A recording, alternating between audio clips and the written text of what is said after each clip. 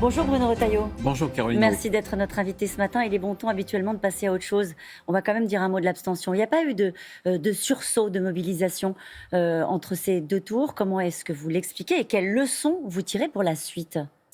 C'est la responsabilité des élus. Ce n'est pas la responsabilité des électeurs. Quand j'ai entendu Marine Le Pen sermonner, gronder son électorat, quand j'ai entendu d'autres hommes politiques dire il faut un vote obligatoire, il faut des votes électroniques. Non, ce n'est pas une question de technique, c'est une question de politique. Ce n'est pas la responsabilité des électeurs, c'est la responsabilité des élus. Il y a un échec collectif.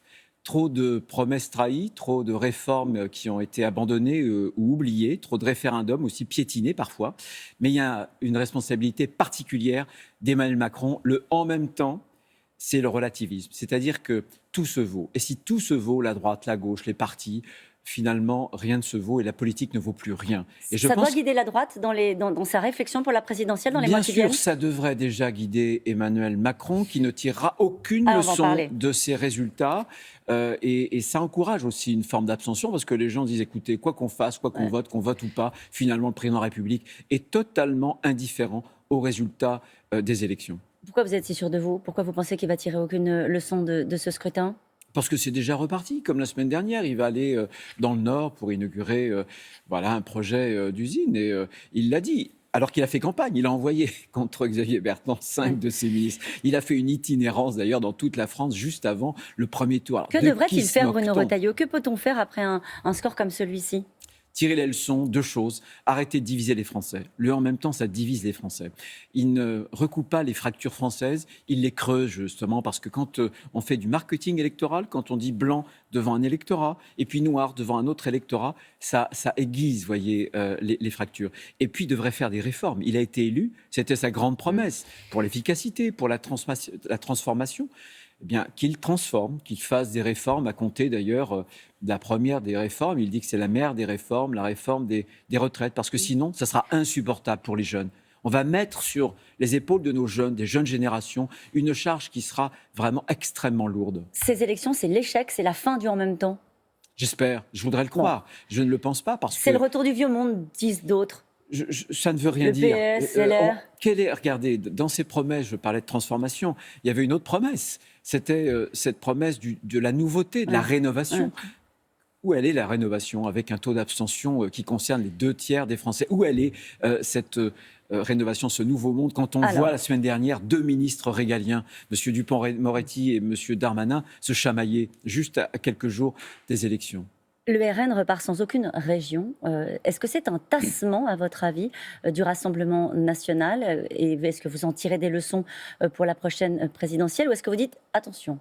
Bien sûr qu'il y a une leçon à en tirer. La première des leçons, c'est que les Français ne veulent pas de ce face-à-face qu'on voudrait leur imposer, qui serait le face-à-face sans cesse recommencé qu'on a connu au deuxième tour des dernières présidentielles. Donc je pense qu'on doit pouvoir porter un projet alternatif. Il y a une leçon, évidemment, attention.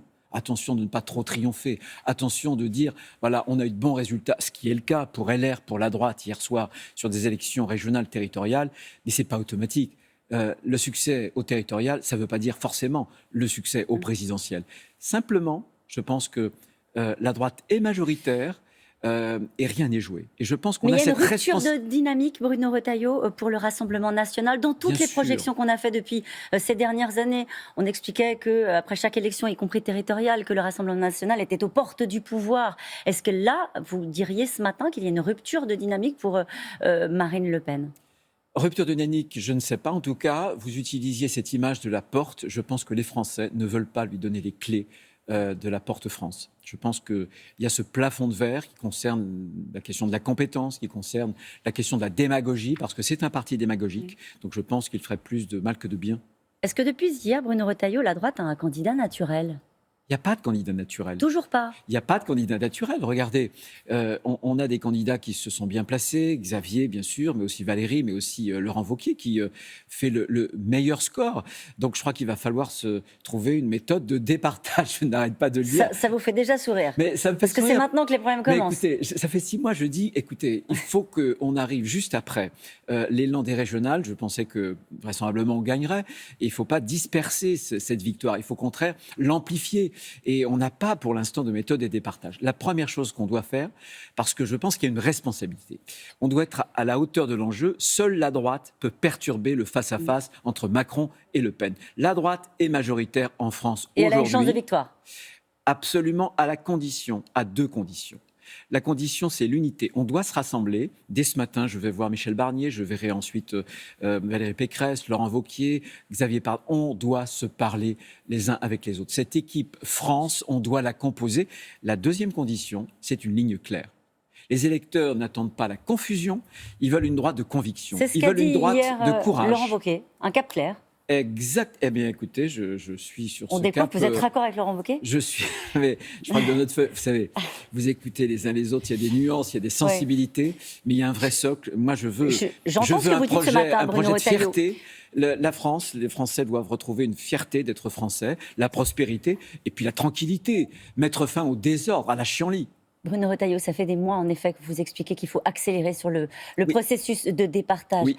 C'est encore plus compliqué ce matin. Qu'allez-vous dire, puisque vous allez lui parler, à Xavier Bertrand, qui hier à 20h02 a fait acte de candidature et qui ne semble pas tellement se soucier de ce qui va se passer dans son ancien parti? On a déjà un comité stratégique tout à l'heure avec mes compatriotes, mes collègues de LR, donc on va s'expliquer. Mais en tout cas, parlons-nous. Pour ceux qui sont sur la ligne de départ, on peut se parler parce que seul, si on va en ordre dispersé, si on est à nouveau la droite la plus bête du monde, parce que nous sommes querelleurs, nous avons en France, vous le savez bien, une droite un peu gauloise, mais je crois que là, on peut se rassembler parce que chacun sent très bien qu'il y a une responsabilité qui pèse sur ses épaules. Si on est désunis, alors ce sera terminé. Aucun d'entre nous... Il y a la volonté, à votre avis, de Xavier Bertrand de rallier une partie de l'histoire de son ancienne famille politique, ou est-ce qu'il est dans une démarche individuelle? C'est souvent le cas aussi quand on est candidat à la présidentielle. Écoutez, ma conviction, c'est que ça n'est pas une question de droite, ni de gauche, ni de LR ou ex-LR. C'est une question de la France. Il faut relever la France. Je pense que le quinquennat d'Emmanuel Macron aura été le quinquennat du désordre, de la discorde, les divisions, plus vives que jamais.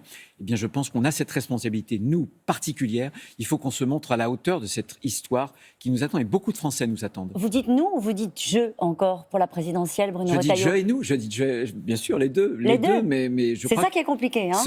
Bien sûr, mais c'est toujours compliqué. Vous le savez très bien. Il faut marier des ambitions qui sont légitimes avec un projet. Il faut écouter les Français.